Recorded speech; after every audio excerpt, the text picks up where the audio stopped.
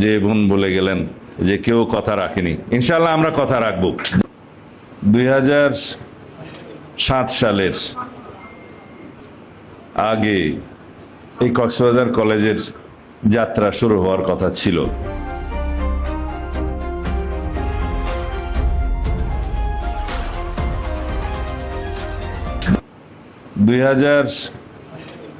সালের আগে এই কক্সবাজার কলেজের যাত্রা শুরু হওয়ার কথা ছিল।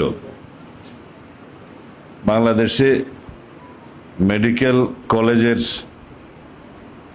যে জেলা পর্যায়ের স্থাপন করা হবে সেই সিদ্ধান্ত শহীদ রাষ্ট্রপতি জিয়াউর রহমানের সময় শুরু হয়। 1991 সালে দেশনেত্রী বেগম খালেদা জিয়ার সময়ে আরও অনেক জেলায় মেডিকেল কলেজ স্থাপন হয়। তত্ত্বাবধায়ক সরকারের একদম প্রথম দিকে এই মেডিকেল কলেজের যাত্রা শুরু হয়, কিন্তু তার আগে সম্ভবত আমি 2005 অথবা 6 সালে আমি নিজেই ফাউন্ডেশন দিয়েছিলাম এখানে সিসিইউ। সেই ভবনটা নির্মিত হয়েছিল বলেই মেডিকেল কলেজের যাত্রাটা সেই ভবনেই শুরু হয়।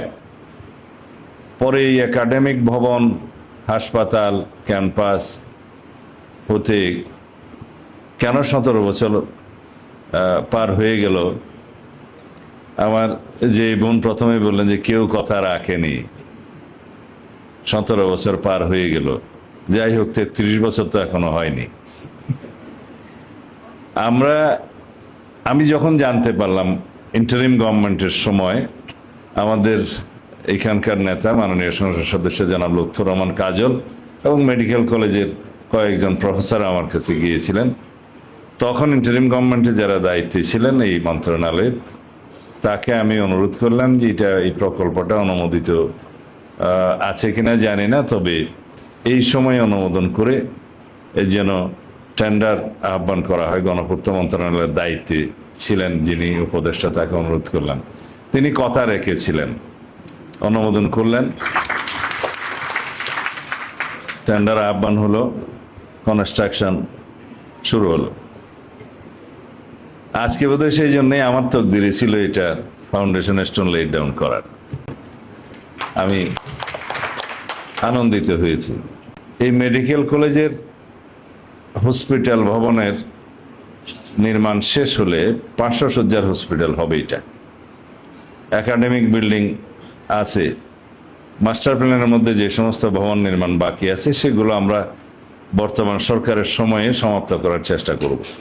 এখানে 3টা বিষয়ে আমাদের কাছে আবেদন করা হয়েছে।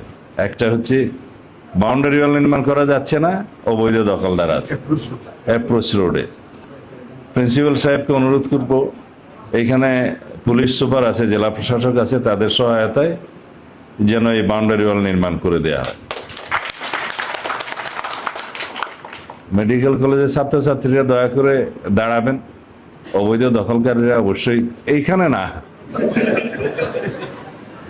যদি বাউন্ডারি ওয়াল দিতে কেউ বাধা দেয় তখন সেই জায়গায় এটা নিরাপদ ক্যাম্পাস হিসাবে গঠিত হবে। আর ক্যাম্পাসের নিরাপত্তা নিয়ে প্রশ্ন উঠেছে যে এখানে ইফটিজিং করা হয় ইত্যাদি। এসপি সাহেবকে নির্দেশ দিচ্ছি কঠোর হস্তে দমন করা হোক। ডিপিপি গেল, বাউন্ডারি ওয়াল গেল, আর একটা বাসের কথা। তা আমি প্রিন্সিপাল সাহেবকে বলেছি অনেক দাতব্য সংস্থা আছে, তাদের কাছেও আমরা আহ্বান জানাবো, উনিও যেন চেষ্টা করেন। মাইক্রোবাস এবং 4টা বাস, 2টো মাইক্রোবাস আর 4টা বাস চেয়েছে, আর পুরাতন 2টো এখন চলছে। আমি জিজ্ঞেস করেছিলাম আবার রেভিনিউ খাতে যদি ড্রাইভারের পোস্ট সৃষ্টি করতে হয় সেটা তখন আরেক ঝামেলা হবে, আছে কিনা। তিনি বললেন 6 জন ড্রাইভারের পদ আছে, তেলের সংস্থান করা যাবে।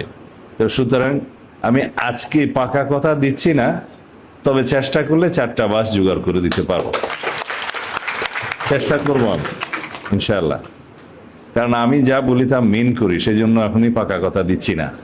আমি আগে চেষ্টা করে বেসরকারিভাবে হোক সরকারিভাবে হোক, মাননীয় প্রধানমন্ত্রীর তহবিলে হোক, যেভাবে হোক এই বাসের সমস্যার সমাধান করে দেওয়ার চেষ্টা করব।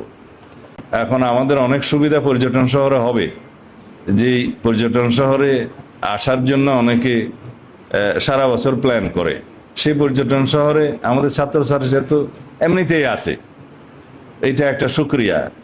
এই পর্যটন শহরকে অনেকভাবে বিকশিত করা হবে। এই সমুদ্র সম্পদে ভরপুর এই কক্সবাজার গভীর সমুদ্র বন্দর থেকে শুরু করে আমাদের সামুদ্রিক সম্পদ, এগুলো সব আহরণের চেষ্টা আমরা করব।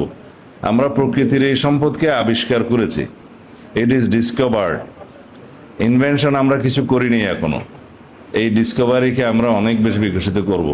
সেই জন্য নেতৃত্ব দরকার, সেই জন্য পরিকল্পনা দরকার, বাস্তবায়নের জন্য অঙ্গীকার দরকার, সর্বোপরি আন্তরিকতা দরকার, আর্থিক সক্ষমতা দরকার।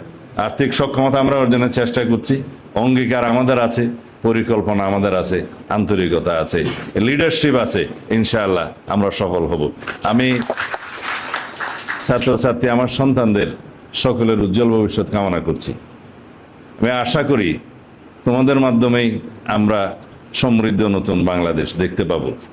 আমাদের বয়স শেষ, আমরা যা পরিকল্পনা নিয়েছি সেগুলো বাস্তবায়ন তোমরা করবে, তোমরাই আমাদের ভবিষ্যৎ।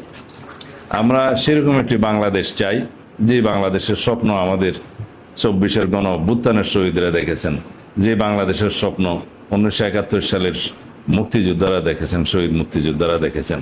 আমরা আজও সেই স্বপ্ন বাস্তবায়ন করতে পারিনি।